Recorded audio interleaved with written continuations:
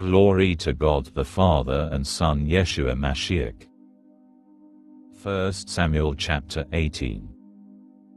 A covenant between Jonathan and David. By the time David had finished speaking to Shaul, Jonathan found himself inwardly drawn by David's character, so that Jonathan loved him as he did himself. That day, Shaul took David into his service and would not let him go home to his father's house anymore. Jonathan made a covenant with David, because he loved him as he did himself. Jonathan removed the cloak he was wearing and gave it to David, his armor too, including his sword, bow and belt. Israel exalts David over Saul. David would go out, and no matter where Shaul sent him, he was successful. Shaul put him in charge of the fighting men. All the people thought it good, and so did Shaul's servants.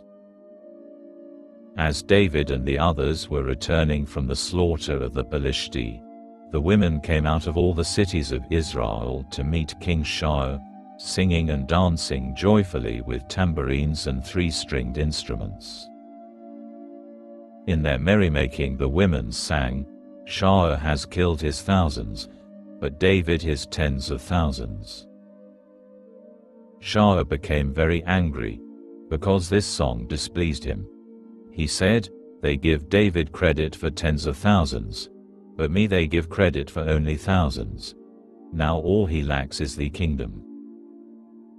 From that day on, Shaul viewed David with suspicion. Saul attempts to kill David.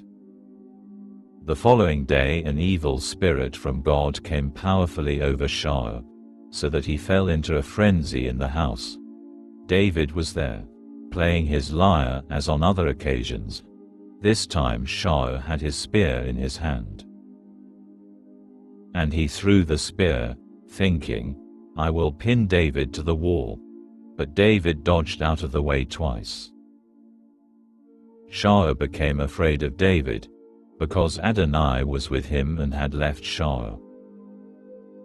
Therefore Shaul put him at a distance from himself by making him commander over 1,000. His goings and comings became public knowledge. David had great success in all his ways. Adonai was with him. When Shaul saw how very successful he was, he became afraid of him. But all Israel and Yehudah loved David, because they knew about all his campaigns. Tricking David to fight the Philistines. Shaul said to David, "Here is my older daughter Merav. I will give her to you as your wife. Only continue displaying your courage for me, and fight Adonai's battles." Shaul was thinking, "I don't dare touch him, so let the Philistines do away with him."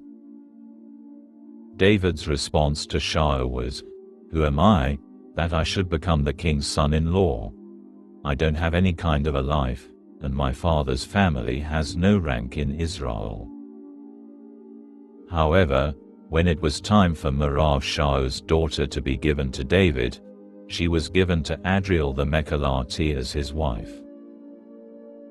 But Michal Shaul's daughter fell in love with David. They told Shaul, and it pleased him. Shaul said, "I'll give her to him, so that she can entrap him, and the Philistines can do away with him." So Shaul said to David, "Today you will become my son-in-law through the second daughter." Shaul ordered his servants to speak privately with David and say, "Look, the king is pleased with you, and all his servants like you, so become the king's son-in-law." Shaul's servants said this to David. But David replied, "Do you think being the king's son-in-law is something to be treated so casually, given that I'm a poor man without social standing?"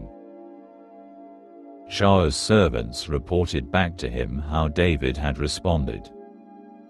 Shaul said, "Here's what you are to say to David. The king doesn't want any dowry.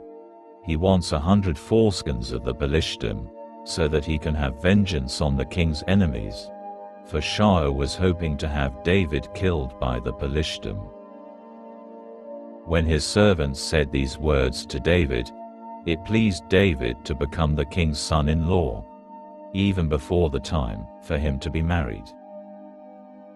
David got up and set out, he and his men, and killed 200 men of the Philistine.